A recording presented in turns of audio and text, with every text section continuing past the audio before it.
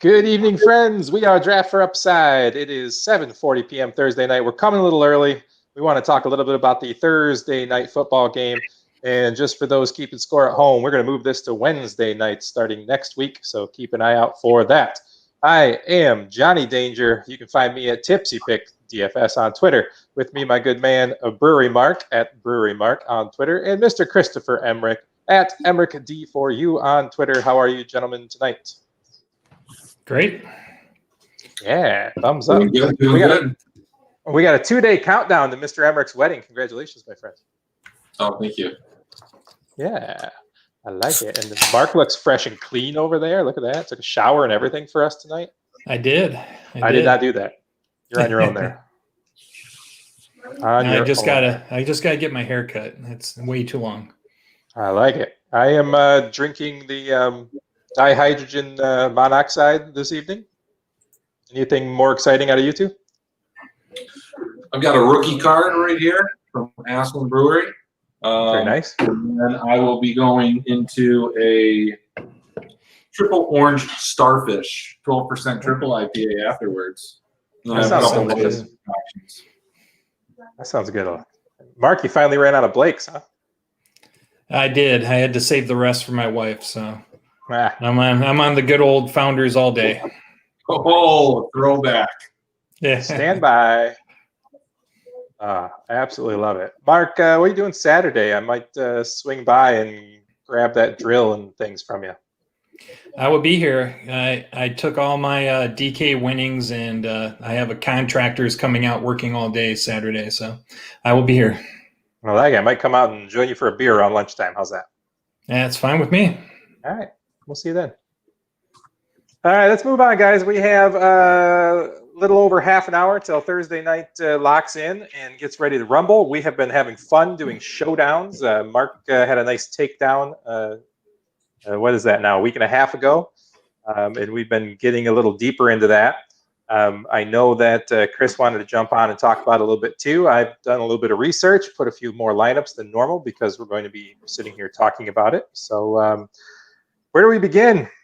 Mark, what do you think here? Interesting slate. Two teams out of Florida that I don't watch a lot of, but you know that I'm a big Gardner Minshew fan. Yeah. So what's your take here? Oh, I think Minshew's okay. I think Jacksonville's heavily favored. But with Chark going down and not being in this game, I'm leaning a little more heavily onto the Miami side. Mm-hmm. I like me a little Fitzmagic and Parker and Gesicki. I mean, overall, I think this is going to be a fairly back and forth game. But I just like the explosiveness of Miami's offense. All righty. Christopher, what's your first thoughts? I think the first thought should be that this line has moved up 4 points, so that's a huge line movement. It's one of the largest line movements that's like really ever happened without any type of significant players being active, inactive. Yes, DJ Chark is a problem, but there are other Miami players that are out. Like Byron Jones, safety Clayton Friedman, a couple other guys that I think make this a little interesting. The biggest thing for me is Brandon Linder is out. He's the center for the Jags. I was leaning Miami anyway, but now with that news, I'm pretty high on Miami in this game. Plus, I think the public's against it in the showdowns I've got. My biggest exposures are to Jacksonville players, but if I think this game is going to hit the over or even get close to it, I think it's going to have a lot of offensive firepower that we can stack into these lineups. I've been doing a little digging in some of the stat sites that I use and some interesting stats I came up with here. Just rating lineup construction, top 1% winnings in these style of $10 prime time showdowns feature 4 players from one team, 2 from the other. That's the biggest winning breakdown. So honestly, if you think Jacksonville might win this game and you think that Fitzpatrick and gang are going to have to throw to catch up, I mean, even if you think Jacksonville's going to win, a decent idea is stacking that passing game of Miami. Right? Am I right? Am I wrong? Yeah, I think it's really interesting, though. I mean, both ways. I mean, you have a lot of weapons that you can put in this. A lot of the guys are really inexpensive, especially since you don't have to jam DJ Shark in there. So, on the Miami side, you have Devontae Parker, Mike Gesicki. Those are the two primary targets. But, a little bit down, you've got a really cheap Isaiah Ford, and you have a Preston Williams, who I think is going to go significantly under-owned because of a poor, start to the season. All peripherals and underlying numbers that are indicators say you should be having a better season. So he may have the regression today positively. He may not. I mean, on the other side, you've got Keelan Cole, you've got Chenault, you've got even maybe a little Chris Conley, little Chris Thompson. It's a good name. Some good players.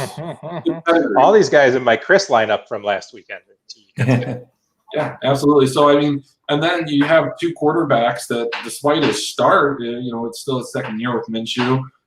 Fitzpatrick has a tendency to blow up some games. And so, you can sprinkle in some defenses. What I found was I very, very rarely had to go to the kickers. I just don't think that they have the same type of upside that some of these other players do. You can even go with a Tyler Eifert, Gaskin. There's just a lot of cheap players that are going to be involved in this game. So I wouldn't be surprised if we actually see a solo or very small chop takedown at the top of that GPP. Yeah, I like Isaiah Ford a lot as well. I have a little bit. I think I have one lineup with Eifert in and one lineup with O'Shagnasty. So, there's a lot of guys that could get involved. Like you said, Chris Thompson sprinkles in there a little bit, perhaps, especially if they're playing from behind. There's just a lot of ways to go. It's very interesting competition. I actually think it's going to be a fun Thursday night game. Yeah, which is kind of the inspiration of trying to get in here a little early and maybe wrap up before halftime. That would be great. Actually, wrap up before that would be very good. Just for fun for me, I'm trying to make one last Prize Picks lineup. So help me out here. These are basic, say Yahoo or whatever scoring, right? Basic fantasy scoring. No bonuses for any long-term, long touchdowns or excessive yardage. Just you got to pick over or under. Ryan Fitzpatrick, over under 19 standard fantasy points. Standard. Under. Don't know. I'll take the over. All right, I'll take the over. All right. Gardner Minshew, over under 21.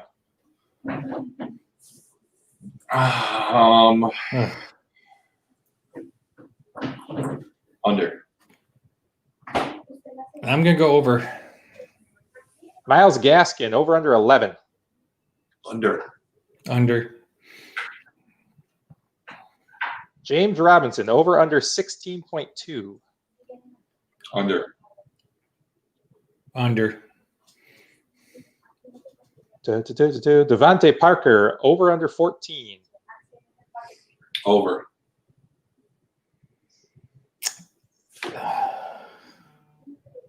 Yeah, I'll go over. Gesicki, over under 12.8. Fucking smash the over. Smash it. Over. Yeah. Keelan Cole, over under 13. Under. Yesterday it was 11. Moved up. Yeah. I'll take the under. Preston Williams, 9.5. Under.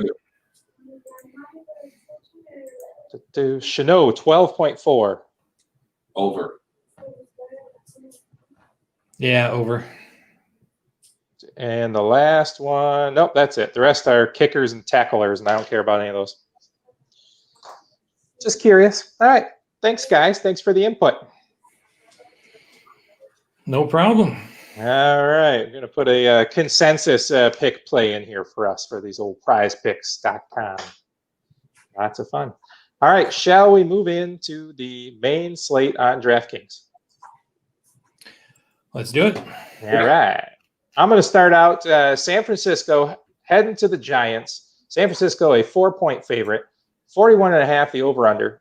Unbelievable amount of injury concerns on both sides of this ball. Jimmy Grapes is questionable. Kittle's questionable. Mostert doubtful. Coleman doubtful. Barkley out.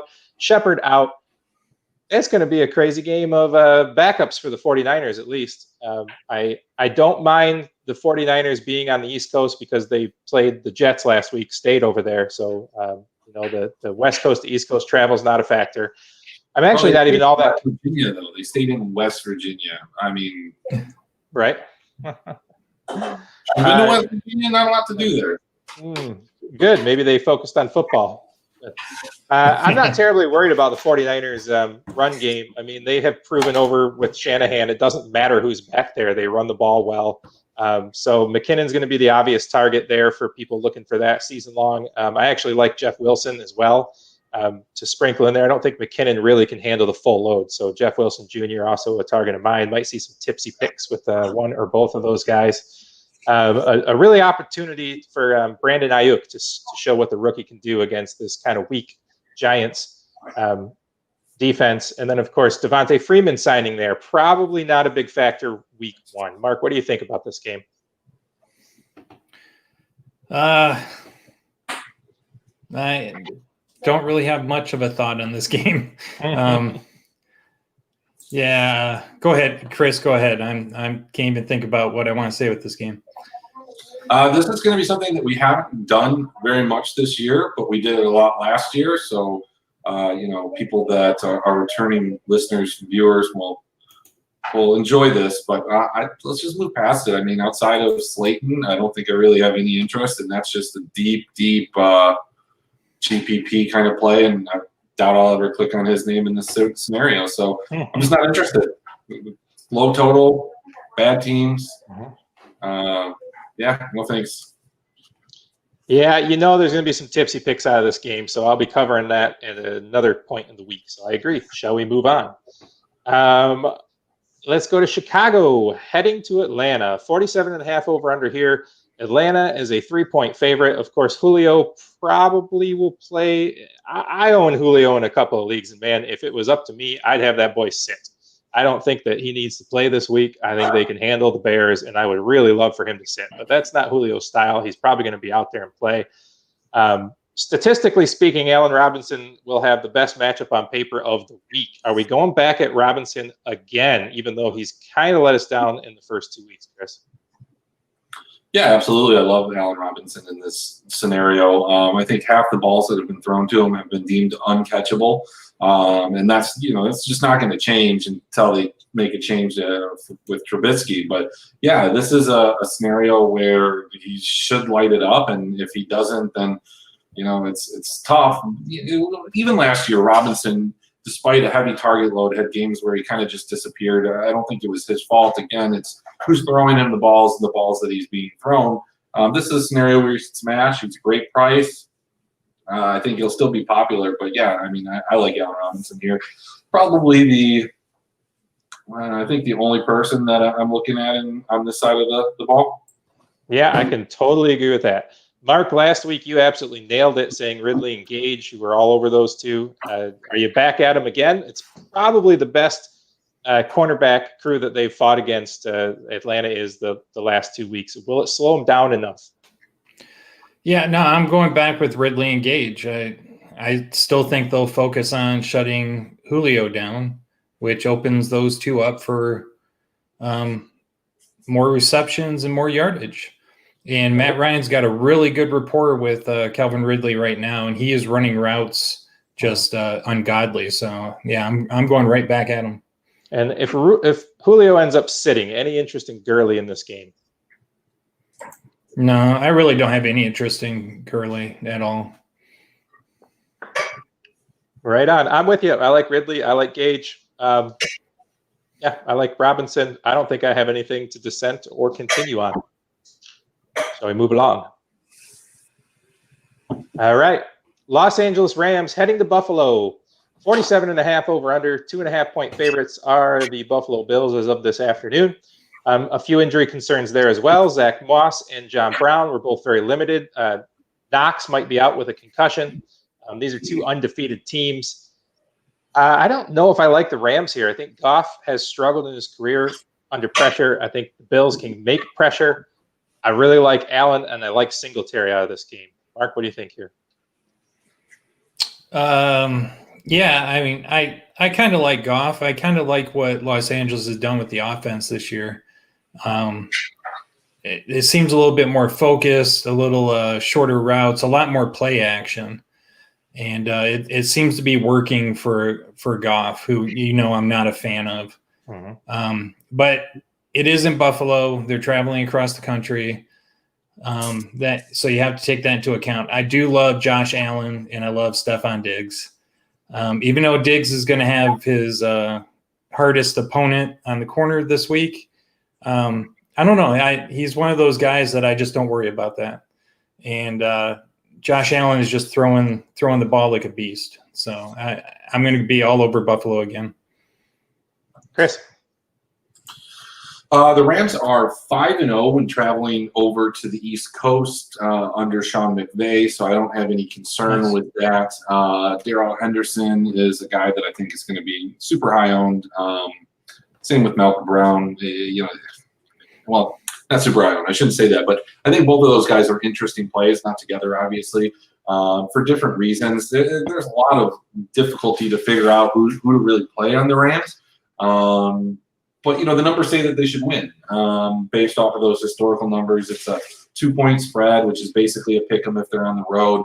Jalen Ramsey certainly poses some interesting conundrums with playing with Diggs. Diggs is getting, a tremendous amount of targets, and Allen has played good. I don't know. I look at this game, and I kind of want to avoid it as well. I just feel like the over-under on this is going to go way under, rather. We're at 47.5, and I just feel like this has all the makings of like a 35-point game, like a 17-14, 21-17 type of situation. So I don't think I'm going to have a ton of pieces here. Season long, obviously, you're playing the guys, but this probably just isn't a spot that I'm attacking. There's some really juicy spots, and this isn't one of them. Fair enough. Next game I've got on the slate here, Washington heading to Cleveland. Cleveland is 7-point favorites. 44.5 over under. Not a ton of injury concerns with this game. I like Odell's matchup in this. Washington's defense has really been getting to the quarterback, and I think they can do it again in Cleveland. So I guess I'm not terribly interested in this game, to be honest. Mark?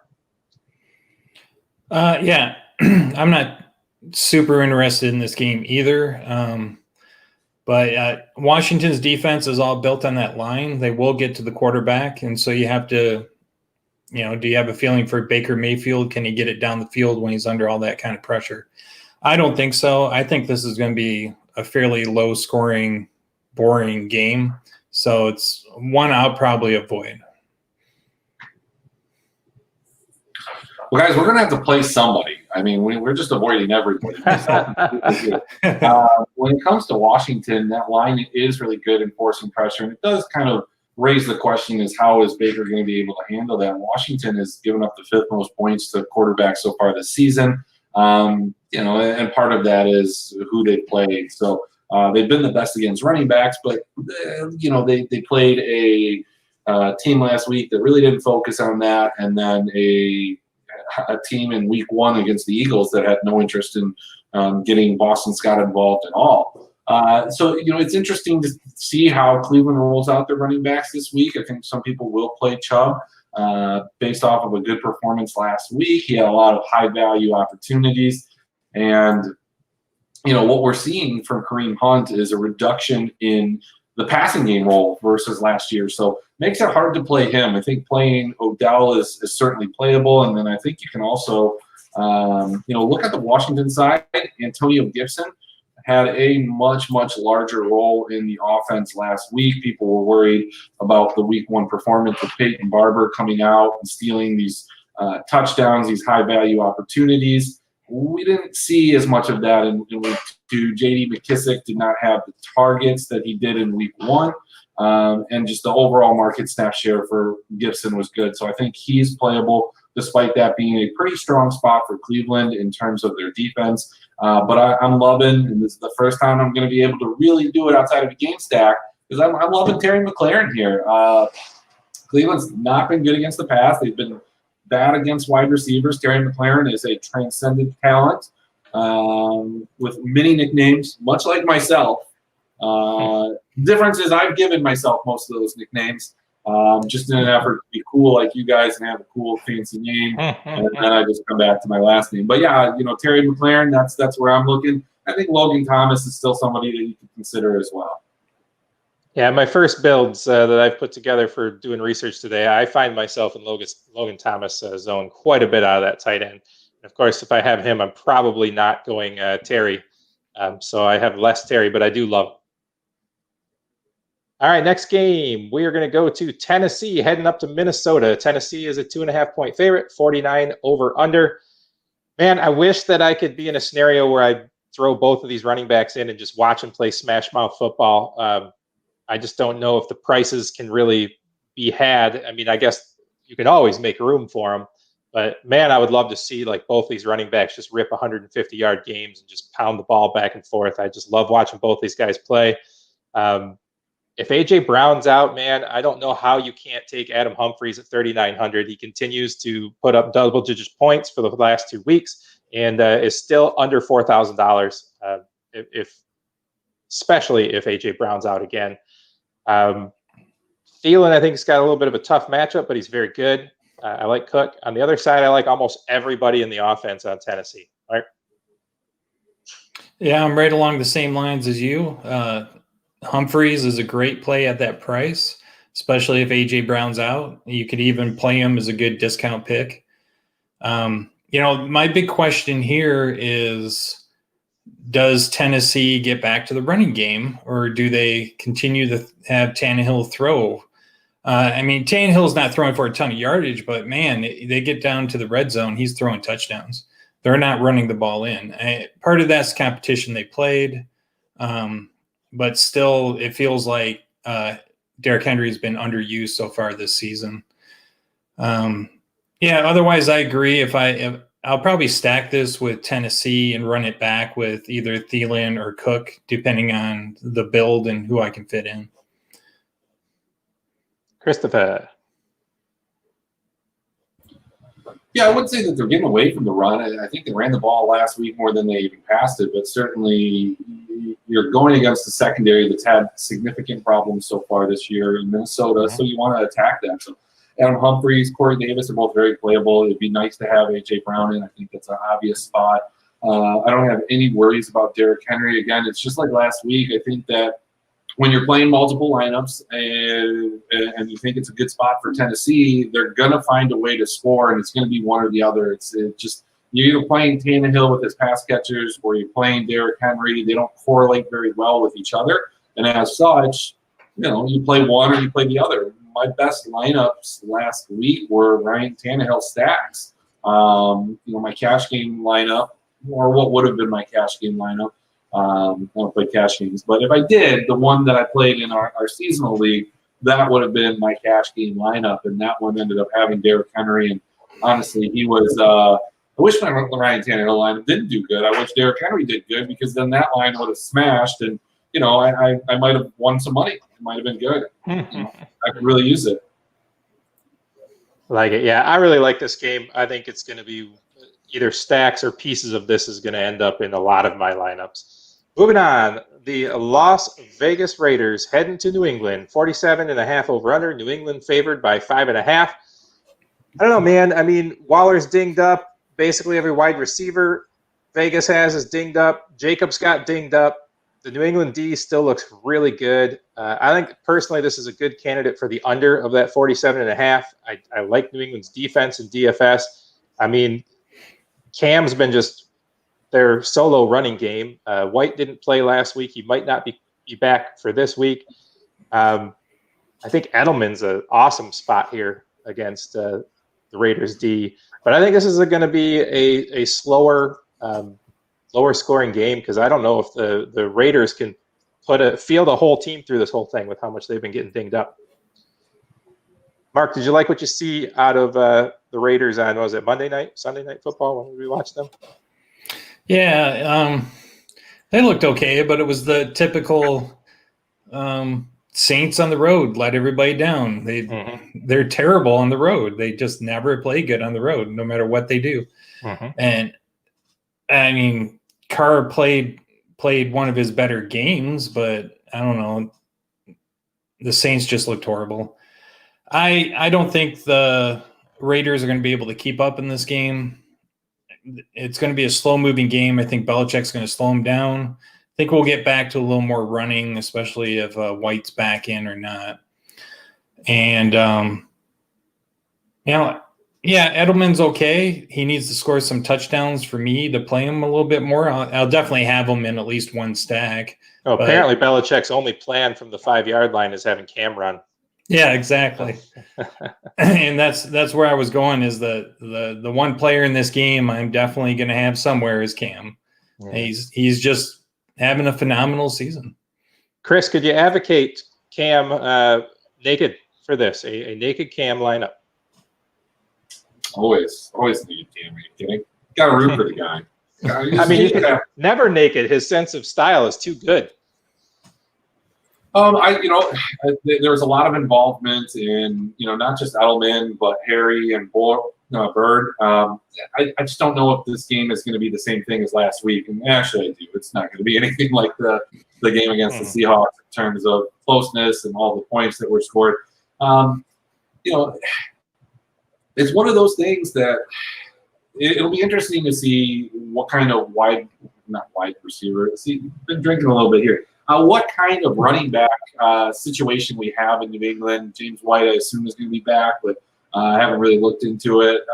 Las Vegas has been terrible against running backs. Big part of that, again, last week they played Alvin Kamara, and the week before they played Christian McCaffrey. So, how much can you look into that? But it's still a great spot for Cam. It's a great spot for Sony Michel, for James White, for Rex Burkhead. If you knew they were going to get the touches, you just don't. So really big field GPPs, I think, taking the stab if you're a 20 or 30 lineup for 50 or 150, you're going to have some exposure to those guys, and I think that's warranted. Getting into that triple IPA now, just not that I can talk right now. But I don't have any concern with Las Vegas in terms of the guys being banged up. They're just, they're resting. It was Monday. They're fine. They're going to play. Probably going to get beat. But this wideout crew, Ruggs, Edwards, Renfro, has been really, really disappointing. But that's great if you're a Darren Waller owner in your seasonal leagues and you have them in like 100% of your leagues, like somebody named me. So it's good. It's good. And me. Yeah, I think I got him in 3 out of 5. That's good. Yeah, I just could see this game being like 24-10 New England. So I'm probably going to avoid it unless I decide to put a Cam lineup in. All right, moving on. Cincinnati, 46.5-point over-under in Philadelphia, who is favored by 4.5. I have a feeling this might be a get-right spot for Philly. I mean, Miles Sanders back, Ertz and Wentz. I think that this is a spot they can put up some points. AJ Green might show up on the other side, but I just have this feeling it's a Philly get-right week. Mark? Yeah, I mean, does Deshaun finally have his breakout game? Playing him until he does, Mark. I am playing him every single week until he does. Until he's injured, has a breakout week, or I'm broke, or it's week 17. One of those things. Yeah, I will definitely have him in a lineup somewhere. Absolutely. I'm a little with you, Danger. I think this is a Philadelphia game. Cincinnati go on the road. Philadelphia is, it's hard to say Philadelphia is one of the hardest places to play on the road when there's no fans anymore, but it still is one of the hardest places to play on the road. So, yeah, I'm leaning towards Philadelphia here. That's all I got to say. Mr. Chris. Yeah, I love Miles Sanders. I think a lot of people are going to love Miles Sanders. I think he's going to be one of the chalkiest running backs out there in terms of ownership projection. Yeah, I mean, maybe 30 to 40%, 25 at least. So he's in a great spot. He's at a great price. The Bengals have had problems against running backs. And, yeah, they've played some good running backs, but not somebody that's going to have the market share that Miles Sanders did or does. In terms of who they played last week, Chubb and Hunt, they split it up, scored a lot of touchdowns, won some people a lot of money. One of those people was not me. On the other side of the ball, you've got Cincinnati, another guy, AJ Green, probably going to ride or die with. If I lose all my money and everything, it's going to be because I'm playing AJ Green and Deshaun Jackson like it's 2016 or something like that. I think that there's a lot that's been said about AJ Green in regards to how he's looked in these games, but the guy hasn't played football in like 2 years. He's 33 years old. Look, I'm almost 37. I know what it feels like to be 33. It's tough. Your body just starts to break down, and that's just the reality of it. But I think AJ Green's going to come back. He's never been a guy that just beats you with his athleticism. It was more his route running. He was a lot bigger than people, so it seemed like it was his athleticism, but he was just getting in the right spots, body positioning. He's going to be okay. And if this game becomes a shootout, he's going to get a lot more passes, just like he has in past weeks, and he's going to be playable. So is Tyler Boyd. I think Joe Mixon's going to break out at some point. Will it be this week? Probably not. This is kind of a bounce-back spot for Philly. There's going to be some growing pains for Cincinnati. There was no preseason. Joe Burrow looks like he's good. I think you can even consider, speaking of naked QBs, a naked Joe Burrow, just at a low price, rushing upside. It's not how you're going to win a GPP, but definitely the guy has produced some fantasy points in the first 2 weeks. A 6.2 salary, needs 18 points. If he gives you, 2 to 5 points on the ground, maybe he can score a touchdown. I think he's going to have a better week than he did last week, but he's not going to produce, quite as much. But I like him. But I'm picking Philly here. Yeah, I think Philly minus 4.5 is looking good to me. Moving on, Houston heading over to Pittsburgh. 45 over under. Pittsburgh favored by 4.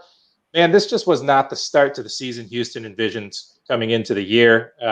But, of course, they faced the Chiefs, they faced the Ravens, and now they're up against Pittsburgh, who may, of course, be the best D in the league.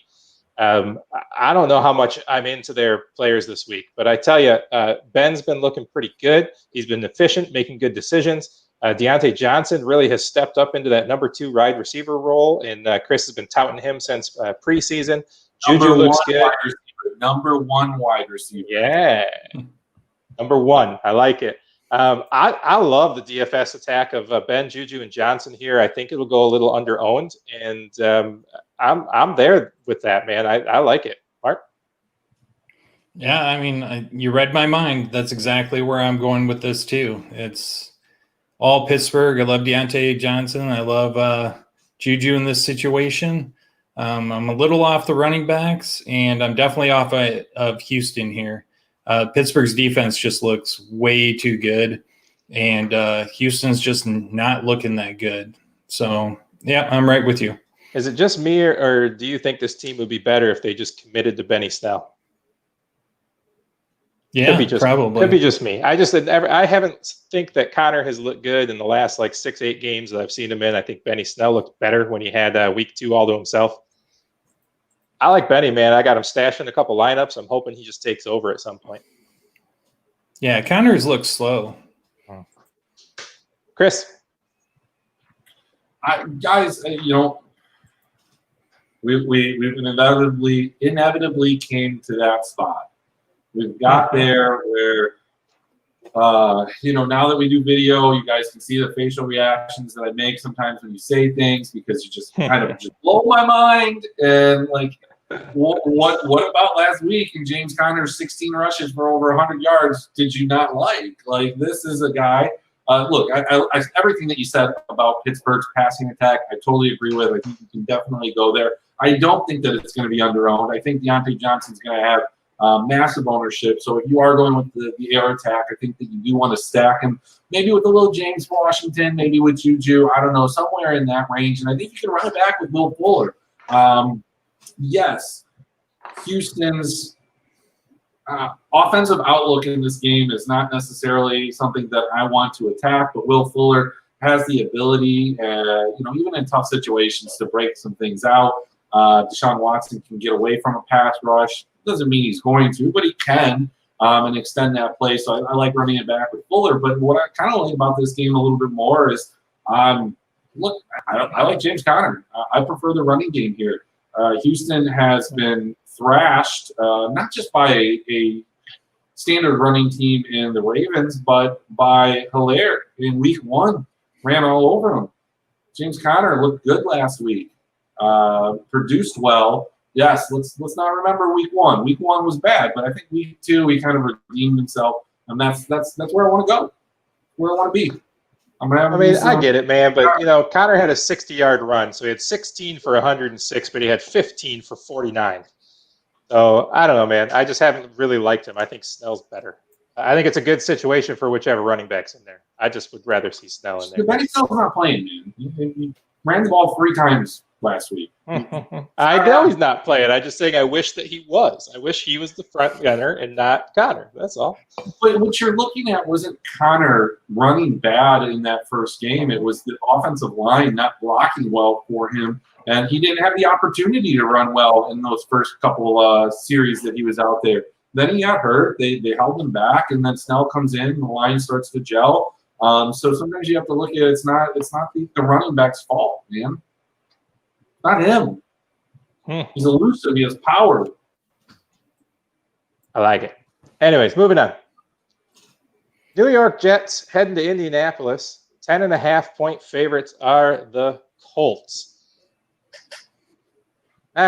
Colts have been weird to peg down. I mean, when I thought they were going to throw all over Minnesota, they really sucked. When we thought that Mac was going to come out and crush week 1, Hines did it. When we thought maybe Hines could do it again, Taylor came out and did it. Mo Alley Cox, man, he looked good. One of my tipsy picks out of the tight end spot. Doyle probably misses this game as well, so I'm still there.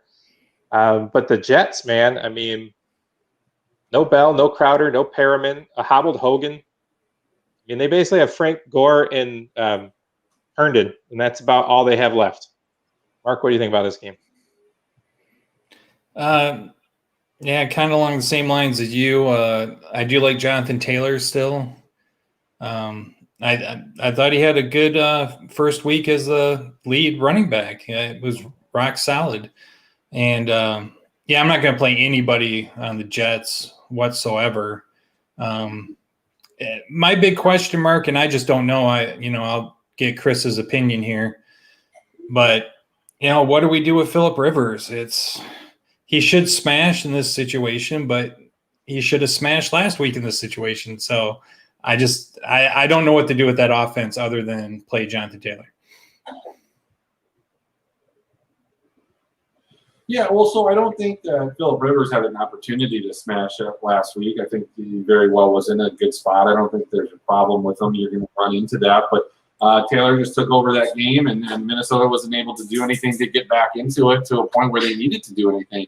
I think what you see with Nyheim Hines is what you're going to see all year. And if you think about these Colts teams under Frank Reich, he's always been a very game flow dependent coach, and he's going to kind of plug in players as he sees fit based on the game that's presented to him. And so it's sometimes hard to say this is how this game should go. You almost have to figure out, well, if this game goes like this, these are the guys that are going to get the touches. And if the game goes like this, these are the guys that are going to get the touches. Then build your lineups accordingly. Hope that you're correct. I will tell you the Jack Doyle returned to practice. We don't know if it was full or limited. So that might put a stifling on the Cox plays. And T.Y. Hilton had a conversation with his grandma, apparently, I saw, where she told him that she didn't recognize him out there. So he's a little motivated to impress grandma. But I really like Michael Pittman. Michael Pittman looked good.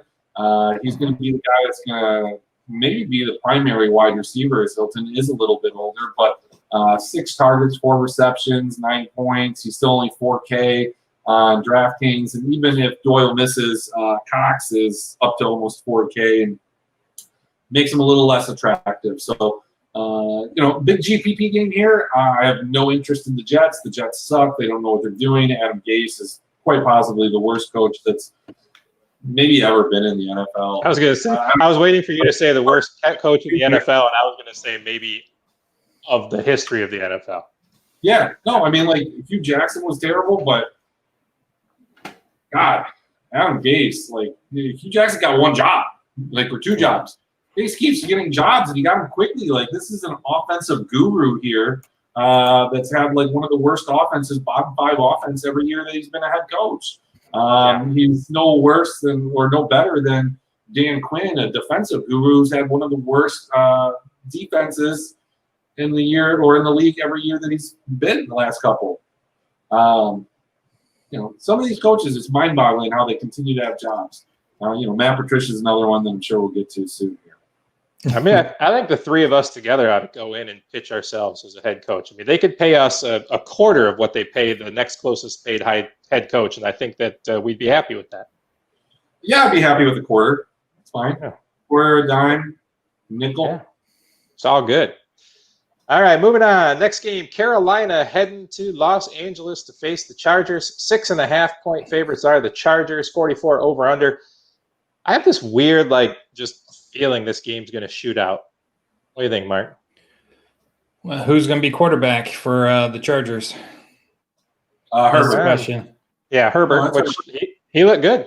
I liked him. Yeah, I thought he looked good. I think he looked better than Tyrod. Yeah. Did you hear why Tyrod was out? I did not. The trainer was giving him an injection for his broken ribs and punctured his lung. Oh, nice. Well played. That trainer must have had money on the game or something. Yeah, maybe. Apparently, it's a very common thing that can happen there. A lot of people will get. I know. Quite frankly, Herbert looked better than Tyrod, so I'm not sure. Absolutely. Sucks for Tyrod as a person in the sense that you just had some weird situations. You got a starting job, and then Baker Mayfield took it over and looked good. The one game in his career he ever looked good was when he took over for you. And then it was downhill, and then Herbert looked good too. Yeah, I mean, I think it changes the dynamic of Mike Williams a little bit because we were talking about how Tyrod kind of pushed the ball down the field. Kelly is a great player, but I think a lot of people are going to go to Kelly, and justifiably so. But I like a little Austin Eckler, and let me tell you why. The Carolina defense is bad against running backs. We know that.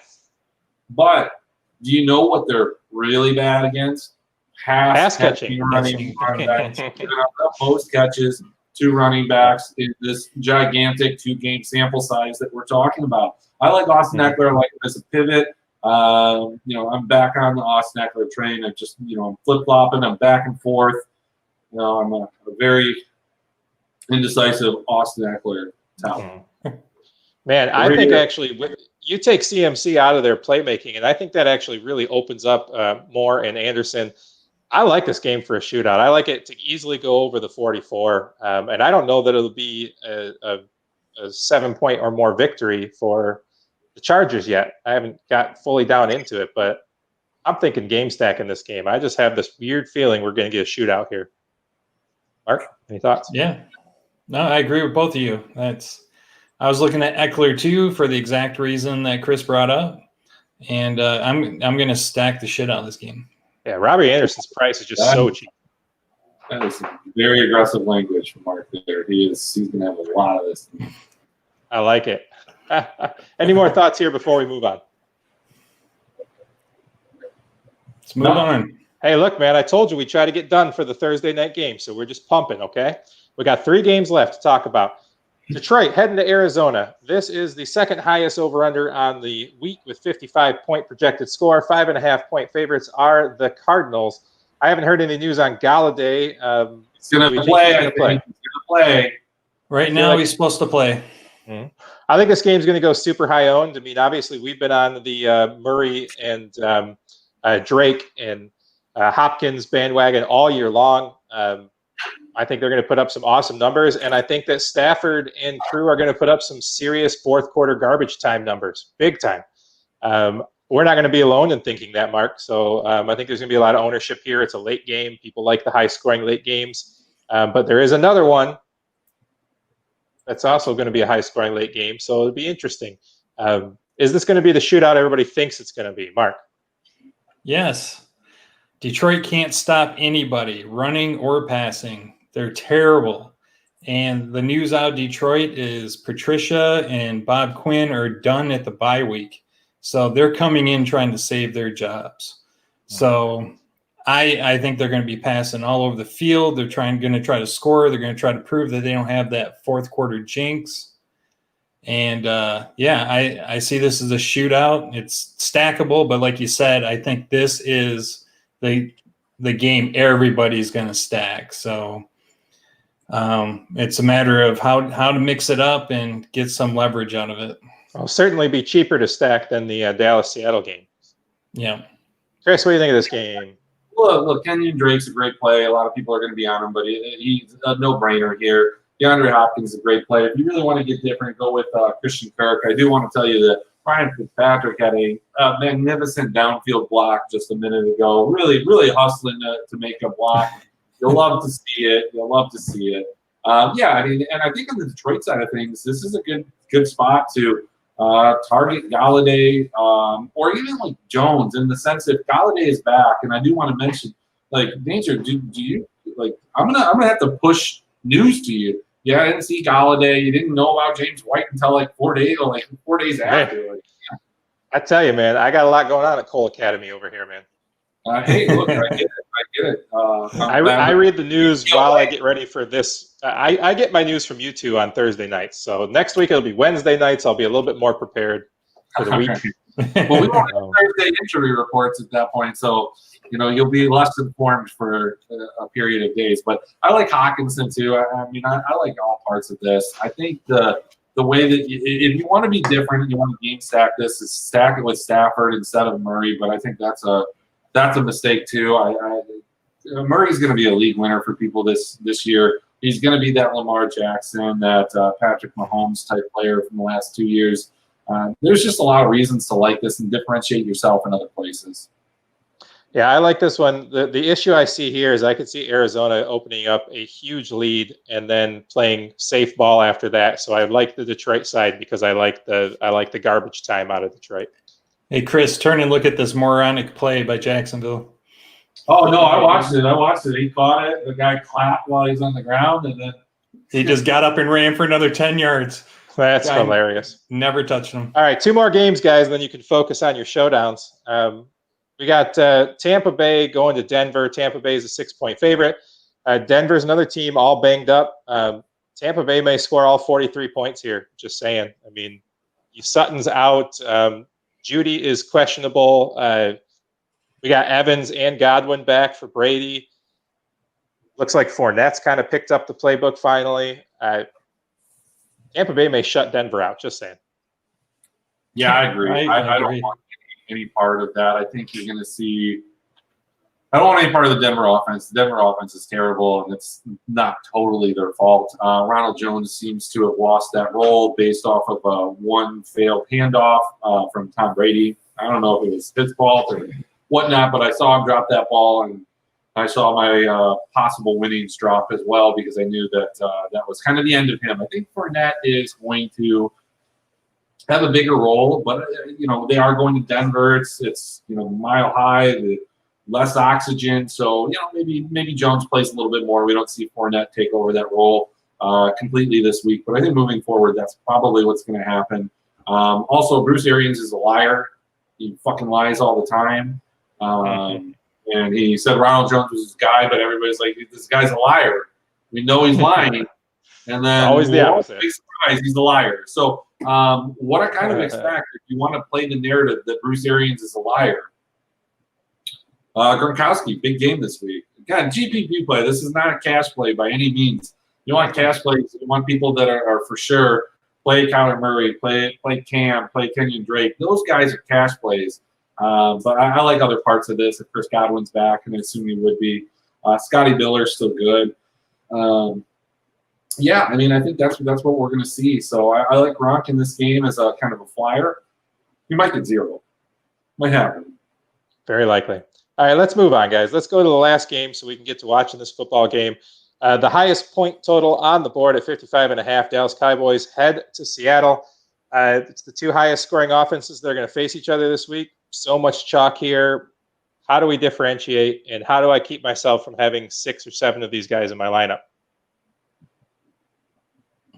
I'll let Chris answer that.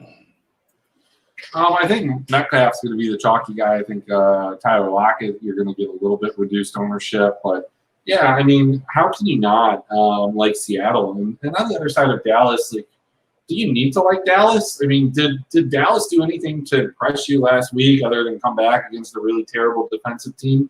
The answer is no. I mean, outside of Michael Gallup, who's a transcendent talent above and beyond anybody else that's in the NFL, you know, you don't even need to play him because it's not even worth. Like, he doesn't even look like he wants to be out there because he's so much better that he can't really just be who he wants to be. Yeah, I mean, Metcalf, Lockett. This is an interesting game too because the two chalky games are going to be late. I think if you really want to differentiate. Man, can you go with the two chalky games? I don't know. I don't have anything for you. Play the guys. They're all good. CeeDee Lamb, Amari Cooper. Actually, I'd stay away from Amari Cooper. He's not as good on the road in Dallas or as a Dallas player. I like Elliott, though. Just been getting a lot of end zone targets, a lot of high-value opportunities. And just been CeeDee Lamb's my guy here. What's that? Yeah, CeeDee Lamb's my guy here. His price is really good. And I'm with you on Lockett, man. Usually I'm a Metcalf guy, but I'm just looking at the matchups. I'm looking at, I just like Lockett a little bit more. Mark, I've liked Lockett all year. I think Lockett has been playing, you know, a lot better this year. Right on. All right, so anything else you want to go over? You want to just get to watching football, fellas?